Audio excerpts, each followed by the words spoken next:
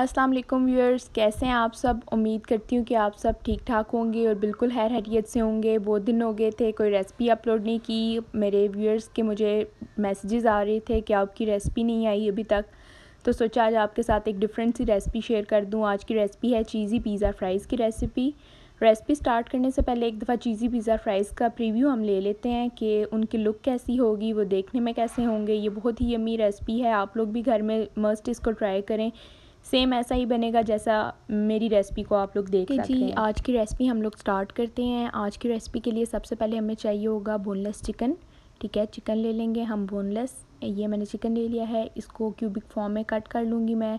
इसके अलावा जो मसाले हैं उसमें आप लोग देख सकते हैं, दही लिया है मैंने और अदरक लहसुन का पेस्ट है, नमक है, दरफर मिर्च है, इसके अलावा टिक्का मसाला है, लीमू है और ये चिकन है। ठीक है, इसको आप सबसे पहले क्यूबिक फॉर्म में आप कट कर लें। फिर हम लोग चिकन को मैरिनेट होने के लिए रख देंगे। ठीक है, अभी आप देख सकते हैं मैंने चिकन लिया था बोनलेस, उसको मैंने क्यूबिक फॉर्म में कट कर दिया।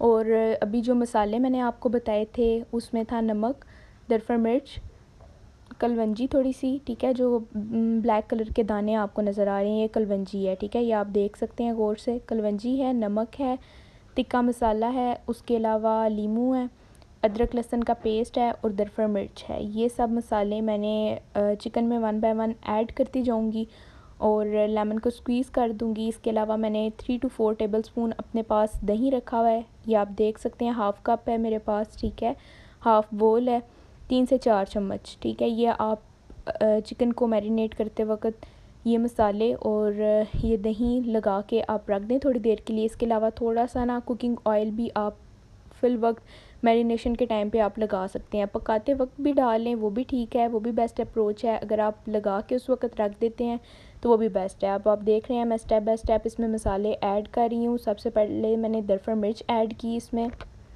के बाद अदरक लहसुन का पेस्ट है मेरे पास 1.5 टेबलस्पून, वो मैंने ऐड किया है इसमें। ठीक है, नेक्स्ट मैं इसमें ऐड कर रही हूँ कलवंजी भी 1 टीस्पून थी मेरे पास, 1.5 टीस्पून ये मैंने ऐड की। इसके बाद नमक था मेरे पास, नमक मेरे पास 1.5 टीस्पून था। अगर आपको तेज़ पसंद है तो आप एक्स्ट्रा भी ऐड कर सकते हैं। और टिक्का मसाला जो है वो मेरे पास 2 टीस्पून था।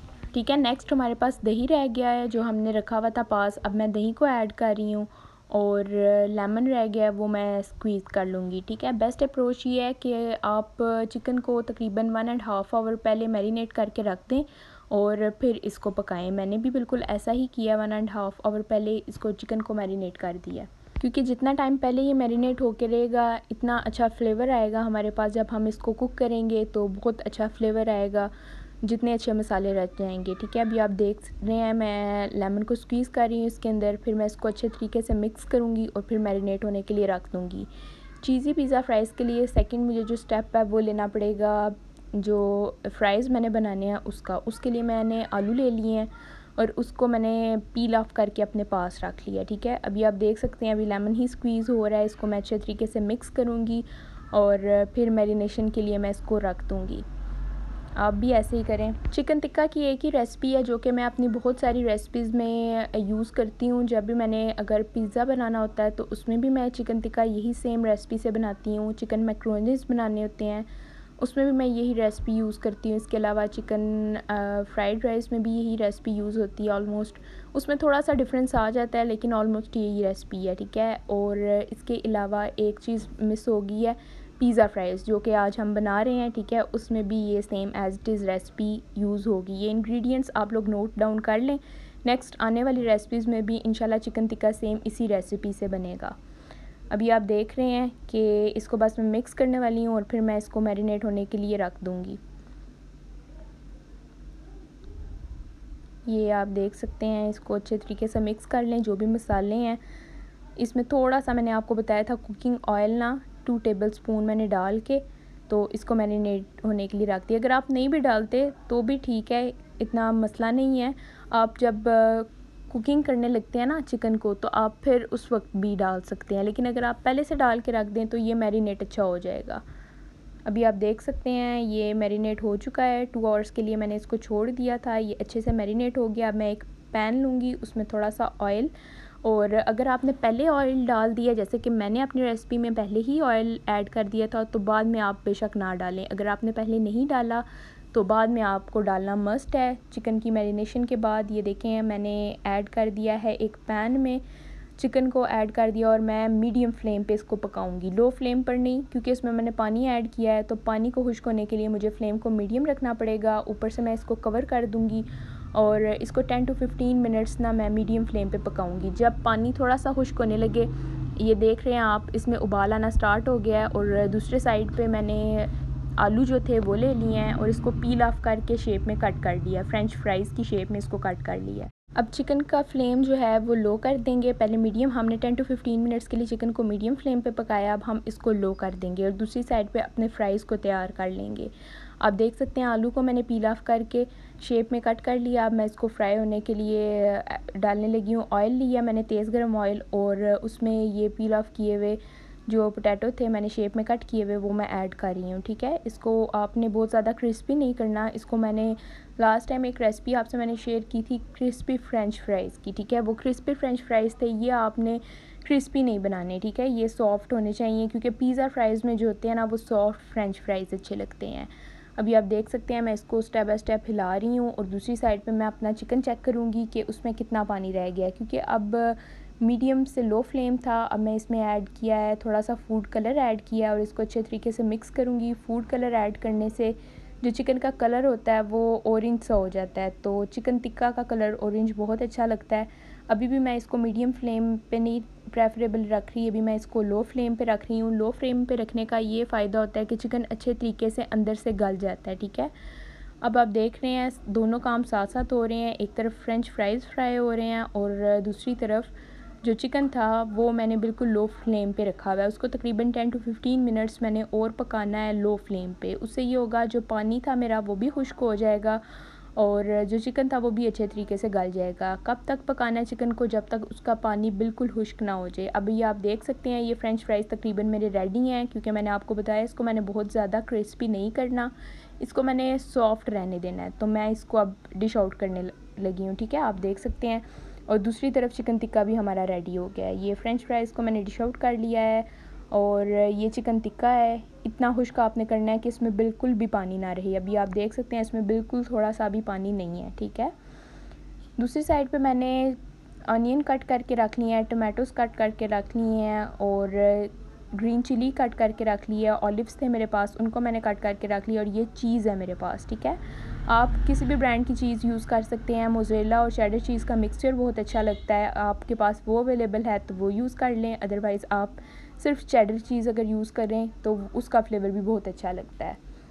तो अभी हमने एक कंटेनर ले लिया है, ये एलुमिनियम फ़ॉइल का एक कंटेनर होता है जो कि पिज़्ज़ा फ्राइज़ के लिए मैं यूज़ करती हूँ। बेकिंग के लिए ये वाला कंटेनर मैं यूज़ करती हूँ। इसमें मैंने फ़्राइज़ को ऐड किया है। अभी आप देख सकते हैं कि फ़्राइज़ मैंने बहुत ज़्यादा क्रिस्पी नहीं की है। बार बार आपको बताऊंगी कि पिज़्ज़ा फ्राइज़ में आपने फ़्राइज़ को क्रिस्पी नहीं करना, उससे फ्लेवर भी चेंज हो जाता है और अच्छे नहीं लगते, सख्त बिल्कुल अखड़े हुए, ठीक है।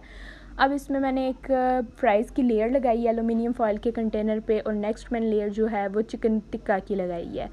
अब चीज़ें आप इंग्रेडिएंट्स अपने पास सेपरेट करके सब कुछ रेडी करके रख लें। अब बस लेयरिंग हमने करनी है और 10 to 15 मिनट्स के लिए हमने इसको बेक करना है। 10 मिनट्स वैसे इनफ होते हैं, लेकिन अगर आपकी स्पीड स्लो है तो 15 मिनट्स, लेकिन आप साथ साथ चेक करते रहें। अभी आप देख रहे हैं मैं चिकन टिक्का की एक लेयर ऐड कर रही हूँ। इसके बाद जो मैंने वेजिटेबल्स अपने पास काट के रखी हुई थी अब मैं उसकी लेयर ऐड करूँगी। थोड़े से वेजिटेबल्स मैं अपने पास रख लेती हूँ किसी भी रेसिपी में थोड़े से टॉपिंग के लिए। जैसे चना चाट की रेसिपी मैंने आपके साथ शेयर की थी, दही बल्ले की रेसिपी शेयर की थी। थोड़े से ज़्यादा सारे वेजिटेबल्स मैं मिक्स कर देती हूँ रेसिपी में और थोड़े सारे बिल्कुल रख लेती हूँ इंग्रेडिएंट्स के ऊपर मैं टॉपिंग के लिए, ठीक है। अभी आप देख सकते हैं ज़्यादा मैंने क्वांटिटी में इसको स्प्रेड कर दिया है, लेयर लगा लिया है। इसके ऊपर मैं लगाऊंगी एक चीज़ की लेयर, फिर उसके बाद मैं जो ऑलिव्स थे मेरे पास कट किए हुए उसकी लेयर लगाऊंगी और वेजिटेबल्स की लेयर लगाऊंगी। अभी आप देख सकते हैं अभी मैं इसके ऊपर चीज़ की एक लेयर लगा रही हूँ स्टेप बाय स्टेप। ये वाली चीज़ जल्दी से मेल्ट हो जाती है, इसलिए इसको मैं क्रश नहीं करती, इसको मैं फॉर्म में ना कट करके शेप में कट करके अपने पास रख लेती हूँ। चीज़ की लेयर के बाद इसके ऊपर हम लेयर लगाएंगे जो हमारे पास रिमेनिंग वेजिटेबल्स थी, ठीक है, और ऑलिव्स हमारे पास रह गए थे उसकी लेयर लगाएंगे। ये आप देख सकते हैं अभी चीज़ है। अब इसके ऊपर मैं स्प्रेड कर रही हूँ जो मेरे पास टमाटर और प्याज थे चॉप किए हुए, ठीक है। और उसके अलावा हरी मिर्च भी थी, मेरे पास शिमला मिर्च नहीं थी, नहीं तो मैं उसकी भी लेयर लगाती हूँ, उसको भी ऐड करती हूँ। और ऑलिव्स अब मैंने स्प्रेड किए हैं, इसको आप स्प्रेड अच्छे तरीके से कर लें। फिर आप इसको अब बेक कर लें, तकरीबन 8 से 10 मिनट के लिए बेक करके आप चेक कर लें। चीज़ जब तक मेल्ट हो जाए इसका मतलब है ये बेक हो चुका है। अब मैं इसको बेकिंग ओवन में रख रही हूँ। 8 से 10 मिनट के बाद जब मैंने चेक किया तो ये बेक हो चुके थे, चीज़ बिल्कुल मेल्ट थी। मैं इसकी फ़ाइनल प्रेजेंटेशन अभी आपको दिखाती हूँ। जब तक चीज़ फुल मेल्ट हो जाए इसका मतलब है ये बेक हो चुका है। वो थोड़ा ब्राउन सा शेड आ जाएगा चीज़ का भी, आप देख सकते हैं। चीज़ वाइट सी थी, उसने अपना कलर चेंज कर लिया और ब्राउन हो गया है। अब मैं इसके ऊपर स्प्रेड कर रही हूँ चिली फ्लेक्स, इससे बहुत अच्छा फ्लेवर हो जाता है पिज़्ज़ा फ्राइज़ का। और नेक्स्ट मैं इसके ऊपर चिली सॉस स्प्रेड करूँगी या फिर टोमेटो केचप, आपके पास अगर जो भी इजीली अवेलेबल है ये आप देख सकते हैं। वो स्प्रेड करने के बाद मैंने आपको लुक दिखाई हाफ़ पिज़्ज़ा फ्राइज़ की। डिश आउट करने के बाद ये लुक थी, ठीक है। ये है मेरी फ़ाइनल प्रेजेंटेशन, ये थी आज की पिज़्ज़ा फ्राइज़ की रेसिपी। ये आप ज़रूर ट्राई करें, इसका फ्लेवर सेम ऐसा ही आएगा जैसे मेरी रेसिपी का आपको देखने में लग रहा है। आज की रेसिपी अगर आपको अच्छी लगी है तो आप मेरे चैनल को सब्सक्राइब करें, मेरी वीडियो को लाइक करें और अपने फ्रेंड्स के साथ शेयर करें, उनको भी सब्सक्राइब करने का बोलें। इंशाल्लाह नेक्स्ट वीडियो में आपके साथ मुलाकात होगी। Thanks for watching, take care जी, अल्लाह हाफिज़।